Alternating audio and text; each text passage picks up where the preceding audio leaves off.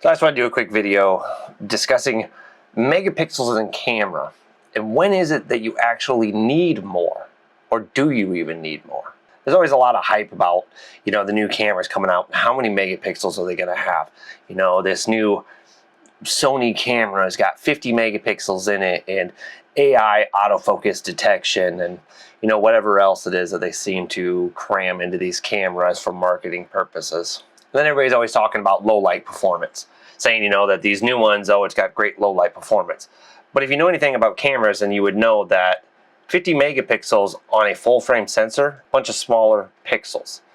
Now, when those pixels get smaller, less light is actually able to get into them. So it hinders that low light performance. What they're doing is in camera, they're using software to denoise it. A better low light camera is going to be something like, say, a 16 megapixel full frame sensor or a 16 megapixel crop sensor camera. Those are going to have far superior low light performance than something like a 45, 50 megapixel full frame camera. And I know this from experience from shooting with a Nikon Z7 II, that it was okay in low light, but it didn't perform like a 24 megapixel full frame or a 16 megapixel crop sensor. Now, as far as resolution goes, you don't need a 45 or a 50 megapixel camera.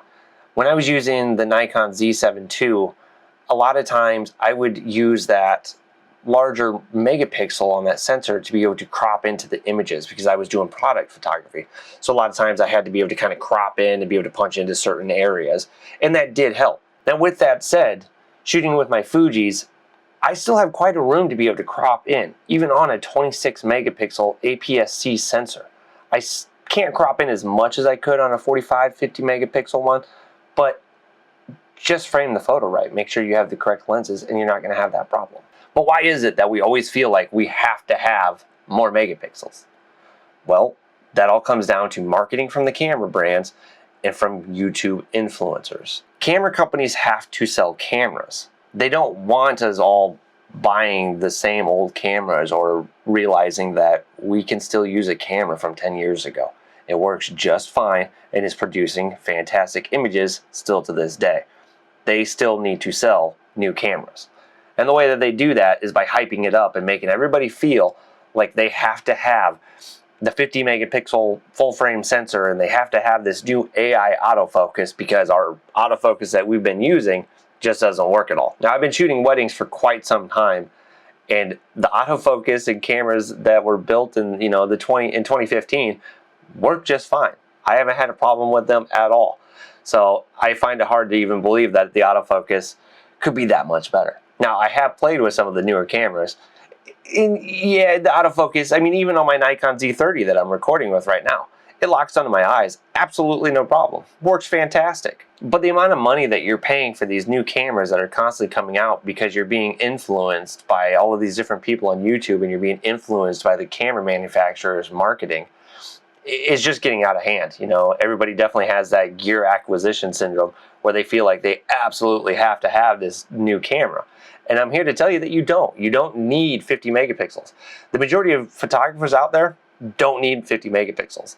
I can tell you that on something like the Nikon Z7 II, though it is a fantastic camera, when it came to portrait work, it was clinically sharp. Now, what I mean by that is it was so sharp that the faces just looked too sharp. That's something that I like about with my Fuji cameras. It has a little bit of a softer look to it that just complements portrait work a lot better. But when would you need a high megapixel camera? You would need it for product work. When you need to have a very, very high resolution image that's going to be used in large prints, like I'm not going to say billboards, because a billboard you can actually get away with a very low one. Billboards are actually only around, I think it's like 2 to 5 megapixels. You just can't see it because it's clear up there. But when they're doing prints for like the ads that you would see in like a mall or something like that, those big kind of billboards that you're walking past, stuff like that, they would come in handy for detail work. When you're taking photos of, let's say you're doing an ad for Rolex. Rolex is going to want an extremely detailed photo of that watch face. That's where it's coming in to use those higher megapixels.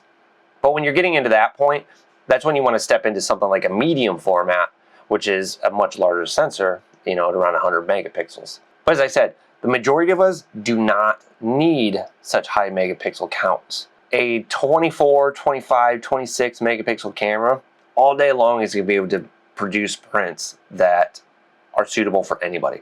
I've seen videos of them take cameras like that and take APS-C cameras and blow them up into these huge prints, these huge landscape photos, and then put them side by side with a medium format camera. And the photographer themselves couldn't really see the difference. So don't tell me that you absolutely have to have that Sony a7R5 or whatever it is because you need that 50 megapixel and that AI autofocus. No, you don't. You're just telling yourself that you absolutely have to need that so you can justify spending it. Now it's your money, so spend it however you want. But I'm here to tell you that do not feel like you have to run out and go buy this brand new camera with this higher megapixel sensor and this special new autofocus that they have in there, because they pretty much tapped out on the autofocus back in 2018. I haven't seen a huge improvement since then, nothing to really make me want to run out and buy a new camera. The autofocus on the cameras that we've had for a while now are working absolutely fine, and there's no reason to go dump $2,000, $3,000, $4,000, $5,000 on a new camera because somebody on YouTube told you.